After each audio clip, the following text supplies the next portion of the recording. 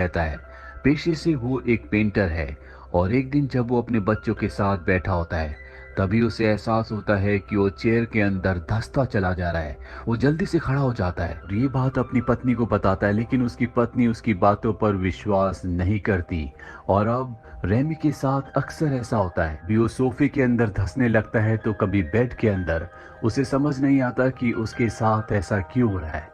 अब एक दिन जब वो अपने स्टूडियो में होता है, उसके बच्चे भी वहां पर उसके साथ होते हैं। वो उनके साथ टाइम पास करना शुरू कर देता है, जिस दौरान वो पानी के टैप को बंद करना भूल जाता है और तभी उसके स्टूडियो में पूरी तरह से पानी भर जाता है। वो अपनी पेंटिंग्स को बचाने की कोशिश करता है, लेकिन अचानक से वो पानी के अंदर डूब जाता है।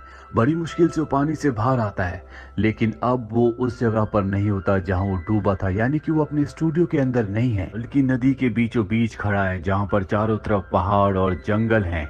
वो देखता है कि इस दुनिया में 3 सूरज हैं। इससे उसे साफ साफ समझ में आ जाता है कि ये अर्थ नहीं बल्कि कोई और दुनिया है। और तभी वो देखता है कि सामने से कुछ लोग उसी की तरफ आ रहे हैं। इससे पहले कि वो ये पता लगा पाता कि वो कौन है, कोई उसे पानी के अंदर खींच लेता है और जब वो ऊपर निकलता है तो वो अपने स्टूडियो में होता है। दरअसल उसे वापस एक आदमी ने खींच लिया होता है। वो पूरी तरह से हैरान और परेशान होता है कि वो किस दुनिया में गया था। ये सारी बातें वो अपनी पत्नी को बताता है, लेकिन वो उसकी बातों पर विश्वास नहीं करती। उसे लगता है कि ये उसका इल्यूजन यानी कि भ्रम है। रेमी से कहती है कि तुम्हारा दिमाग खराब हो गया है, तुम्हारे साथ रहना बहुत मुश्किल है। दरअसल उसकी पत्नी अपने बॉस को पसंद करती है और उससे शादी करना चाहती है, उसके साथ रहना चाहती है। रेमी की जिंदगी में सब कुछ खराब हो रहा है। ना तो अब उसका स्टूडियो बचा और ना ही उसकी पत्नी उसका साथ देने के लिए तैयार है। रेमी की पत्नी अपने बॉस को अपने घर लेकर आती है। रेमी उससे बहुत अच्छे से मिलता है, हालांकि वो जानता है कि उसकी पत्नी उसके साथ रहना चाहती है। पर इससे पहले कि वो कुछ कहते, रेमी उनसे कहता है कि मैं जल्दी घर छोड़कर चला जाऊंगा। और इसके बाद रेमी अपने परिवार के पास जाता है।